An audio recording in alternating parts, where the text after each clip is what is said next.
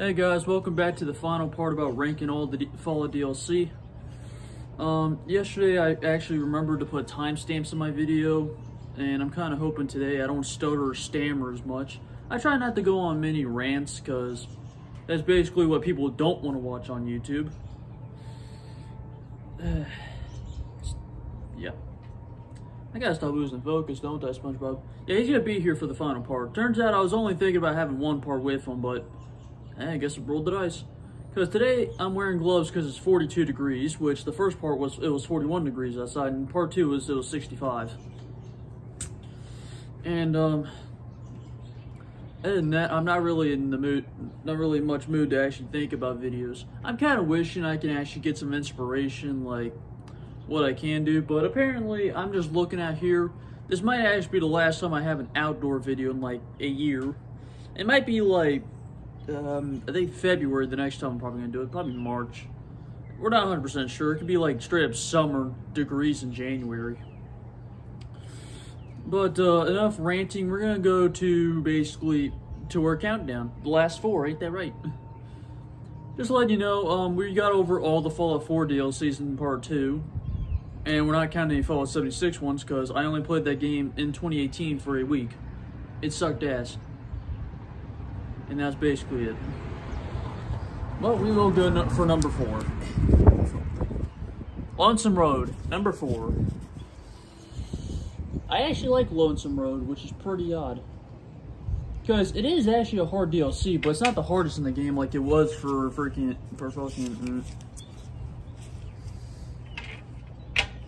It's easier than Dead Money, but it's harder than the other DLCs.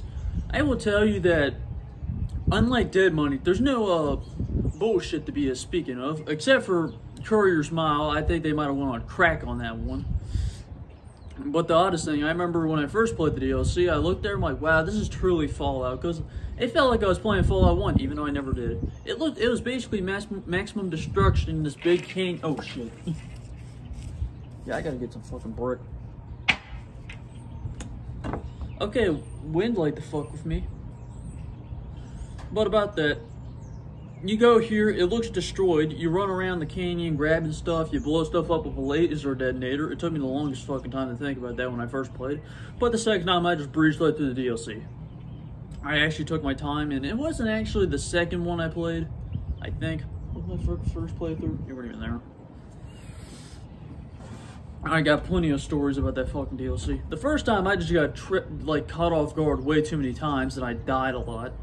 And the second playthrough, I only died like 2 to 3 times. Other than that, I fucked up at the second playthrough. You go through 3 or 4 sections, it's kind of fucking hard on the bridge. Every time my Deathclaw shows up in New Vegas, it always gives me fucking shittles. I don't care about the marked men, the Cazadors, the green geckos. I don't care about the fucking, I don't know what that, oh yeah, the tunnelers.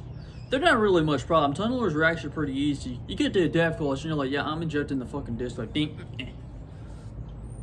Because Courier's Mile, the first time I went there in my second playthrough, I basically got the detonated warhead out of the way because I forgot the fucking obvious one. I got the one that wasn't so obvious.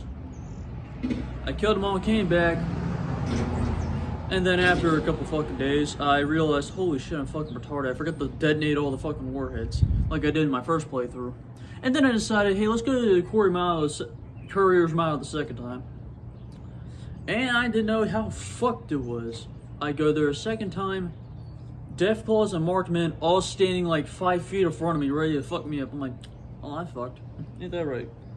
So I ended up dying in like 5 seconds, and then I reloaded, hooked some damn turbo, and shot them all down.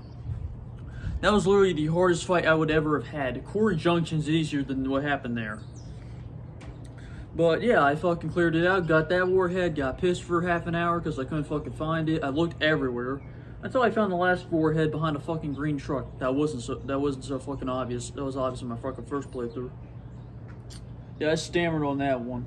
And she said stammer because I know the difference between a stammer and a stutter are pretty different. Because the stutter you go and then you say something. Well, stammers you say the same word over and over like I do. Is there a third one? Yeah, I remember there being a third one. But yeah, we'll go to number 3. Mothership Zeta. The funniest thing, this was actually the first ever Fallout 3 DLC I ever actually played. I actually love this DLC. Mothership Zeta is literally probably the only truly unique DLC in Fallout, because you go to fucking space. I think it's actually pretty neat. Why is it windy when it's 42 fucking degrees? I'm gonna put my fucking hand here. So, I actually fucking love this one, because I think when I first got the Ultimate Edition of Fallout 3 for Xbox 360, because I have an Xbox One, and that shit's backwards compatible, I put in the first disc, it downloaded the game, I'm like, where the fuck's the DLC? I played the game, there's no damn DLC. I take the disc out, and turns out I had to put in the second one, which is shitty.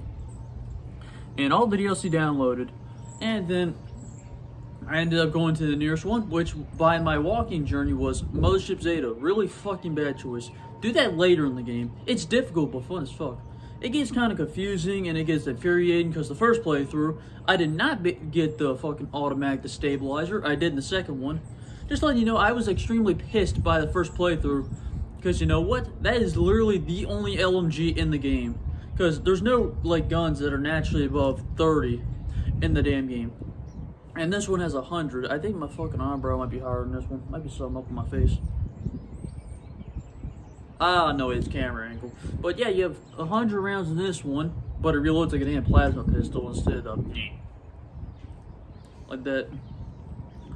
That's actually the best part of the DLC. I just take that gun with me and I'm done. It's pretty simple. Just letting you know my hair is naturally curly. That's why it does some whole things. But yeah, I had a good time. The first time I actually played it, I was really confused by the end of battle, which is 2 alien ships fighting each other. You were fighting one else, and the other one's fighting you. But now I think about it, I played the second one, I fucking destroyed the other ship. But we'll go to number 2. Holy shit, this is a really fucking windy day. So we're gonna go to number 2. Broken Steel for Fallout 3. This is gonna be the best Fallout 3 DLC, in my fucking opinion. I actually love how this one's built. But I will tell you the little issue that basically Bethesda and Obsidian had with their Fallouts, basically Fallout 3 in New Vegas. When you buy the base game, when you complete the main story, the game fucking ends. Like, you can't play it ever again. I think that was fucking stupid, but I wish Fallout New Vegas did that with, like, Lonesome Road. Like, they did it, and it did it after. That'd been fucking good. But back to Fallout 3. In Fallout 3, you beat the game, which, the funniest thing, the quest is only 2 to 3 hours, so you basically played Automatron the game, and you beat the game, you no longer can fucking play it unless you have to go before the last battle.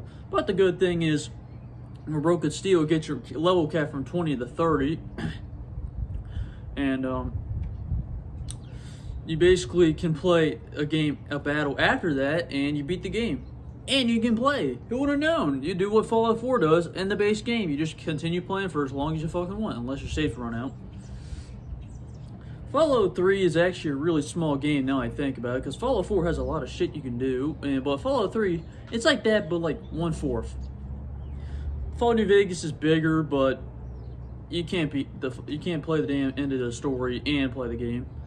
That'd be kind of awesome if like Fallout games were like Skyrim in length. Like, you could play that shit for 10 years and you still wouldn't be finished. That'd be pretty neat. How cool would that be? Holy shit, it's cold out. That's why I'm wearing gloves. Because the last time I got my first video done, my fucking hands were cold. They're like stone. But I'll go on to the main positives on why I actually love Broken Steel. 1, you can play the fucking game. 2, you get a higher level cap. And 3, it just feels a lot fucking better. It's not the best story in the world. You go on this basically big ass carrier, which looks fucking cool. And you got a couple guns. You got some notable ones like But yeah, the Tesla cannon's in there. You got the fucking heavy incinerator. You got extra enemies. The game's pretty good. And I think that's like the perfect way to end off fucking Fallout 3. But other than that, let's go ahead to our number 1. This video's gonna be a hell of a lot shorter than the other first 2 parts. Old World Blues, number 1. This would be my favorite Fallout DLC. So yes, it's not Fallout 4 one, even though Fallout 4 was literally my favorite game for like the longest time. So Old World Blues is a little different than everything else. It also has a Mothership Zeta feel. You find a crashed fucking sky radio. It falls down, a satellite. It falls down into a fucking drive-in. there's an eye on the wall, which is like Wild Wasteland, but times 100. You click the lens and you fucking get teleported to Alaska in the Big Empty. That's where it is actually is. But you go there and you basically are like in this sink thing. I don't know why the fuck they called it a sink. They could have called it a hub, a brain hub, a think tank, something like that. But then you walk around and you go to the fucking sink. Everything's shut off at first. You go walk around going, I don't know what am I doing here. You go to this area called the think tank. You actually still have your stuff, which is a little better than Honest Hearts and Dead Money would say about it. And then you walk down to the think tanks. There's 5 of these fucking unique ass robots. There's technically 6, but Dr. Mobius went rogue, even though he's losing his mind. So you talk to them 5. Hey, let's talk for basically 5 hours. You could basically like play Skype. No. You could beat the whole fucking zombies experience at Call of Duty by the time I'm done talking. So yeah. You hear that Dr. Mobius goes in and turns back around, you talk to them for another 15 hours, and then you go to the fucking game. You turn around, there's a pacification field, you leave. You go meet some lobotomites, which is actually a really good idea. It's kind of Fallout-esque, since in the 50s, lobotomy started becoming like a new thing. A popular thing. They thought it was like a cure to mental illness, but now I think about it, it's more like improper lobotomy, because they put a fucking rail in your eye and beat your damn head in. I'm like, that's not how you do fucking lobotomy. You go to a certain part of the brain, you cut an incision and you take it out. That's a lobotomy. That's basically what a proper lobotomy is, like in fucking Fallout. They got an auto-doc about it. But you lose your heart, your spine, and your fucking brain. Your brain just goes AWOL and goes, yeah, bye. So you run around this really cool looking map, which is a straight up circle, and you fight a bunch of robo-scorpions. It does have times where it's fucking boring, like the X-13 test. That's probably the only part I fucking hate about it, because you have to do that stealth thing and it's hard as shit for no reason. Everything else, I actually love the boss battle. That's why I put it #1 other than other stuff. You fight a big ass Robo Scorpion as a boss. I'm like, why don't we have more of this in games, like just Fallout games in general? Because there's no bosses anymore. Because in Fallout 1, 2, and Tactics, there used to be a bunch of bosses. Because I think in Fallout 1 it was the Master and the Lieutenant, but in Fallout 2 it was Frank Horrigan. In Fallout Tactics you could fight these big ass behemoths, not like Superman behemoths, like these big ass monster truck things. But in Fallout New Vegas you didn't actually have anything like that unless you started with the NCR. It's fucking cold. But in like Dead Money you fought Father Elijah. He's not a boss. He's pretty much easy as fuck. He's just one guy. And Honest Hearts, you fight Salt on Wounds, who's another guy. And Lonesome Road, you just fight Ulysses, and that's it. But fucking Old World, they had it ranked up to fucking 11. Let's have a big ass scorpion and 5 robots that fucking betray you. That's a good boss battle. And you walk around, everything just looks like fucking amazing. You got the Lair, which is one of the best looking rifles in Fallout history at all. You got the Cyberdog gun, which is neat. Sorry, I'm fucking cold. The Sonic Emitter, which is actually a really good pulse gun look. And everything else, holy shit, I'm cold. Man, I probably should have brought a fucking blanket. But luckily this video is almost over. And with that, Overworld Blues is probably actually the closest to a 10 out of 10 Fallout experience. Other than that, I think I could find mods that are a little better. You easily could, because it's from the fucking community, and they're apparently more not intelligent, more creative than the fucking actual team. But thanks for watching. I'm gonna go shiver the rest of my ass off indoors. Say hi, bye SpongeBob for the final fucking time. Actually, if you comment like anything, I'd fucking have them in the next video in a blanket. Tell you that. But thanks for watching. Make sure to subscribe. I've fucking been stagnant on 64 subs, aka Chads.